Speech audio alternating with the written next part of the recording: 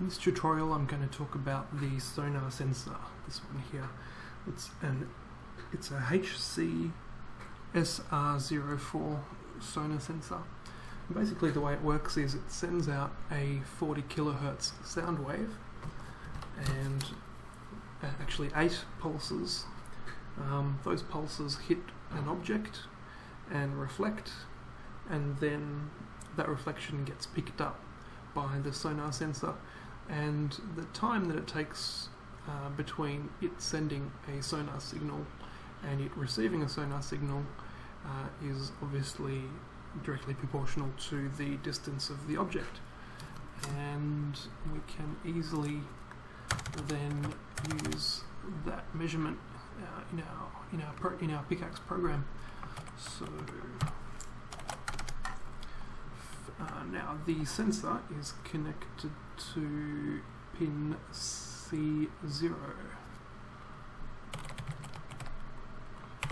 and to get it to send a signal we have to make that pin high, and then to receive the signal, it's a bidirectional pin. To receive the signal we use the pulse in command.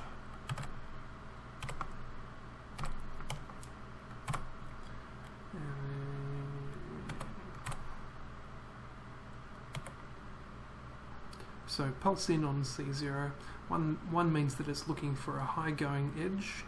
Don't worry too much about that if you don't want to. And the distance is going to be stored in W1, which is a word variable. And to see what that word variable is, we're going to use the trusty debug command.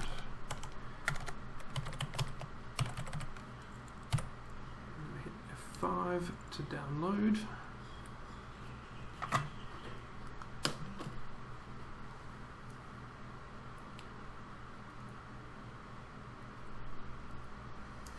And this is what's popped up. So now let me get this object, let me get this board here, and as you can see it's around about 40 centimeters away there. It's giving me a value of, we're looking at the W1 value, not these two. W1 is actually B2 and B3 together, uses those two variables, but we're looking at this one over here, which is W1 changing. So 40 centimeters away we're looking at a value of around about 470, and as I move closer to the sensor, decreases 300, 250, 100, and under 100 there. This sensor is good for up to 4 meters. So that's as simple as that. Now you might notice that sometimes the replying signal doesn't get caught by this command, and that's possibly because the pickaxe isn't working quickly enough to absolutely get to capture every single command. I can increase the frequency, the speed at which the pickaxe is running, and I can use the set freq command, set frequency to, let's say, M being the internal frequency, to M16 or M32 or even M64.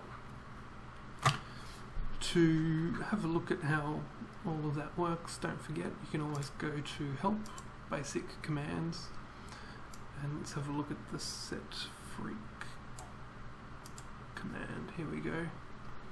So on the 20x2 we've got a choice of all of these, and it goes up to M64, 64 megahertz that is, and M means it's the internal resonator that it's going to use. By default it defaults to M8, and we can quickly have a look at the other command we were using, which was the pulse in command, if you're interested in that.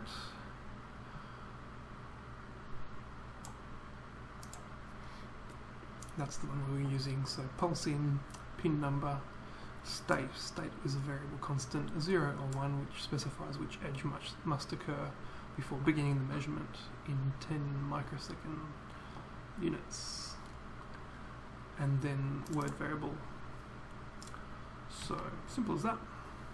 And instead of the debug command, we can then go on and use that W1 word variable in our program, and that'll be in the next tutorial.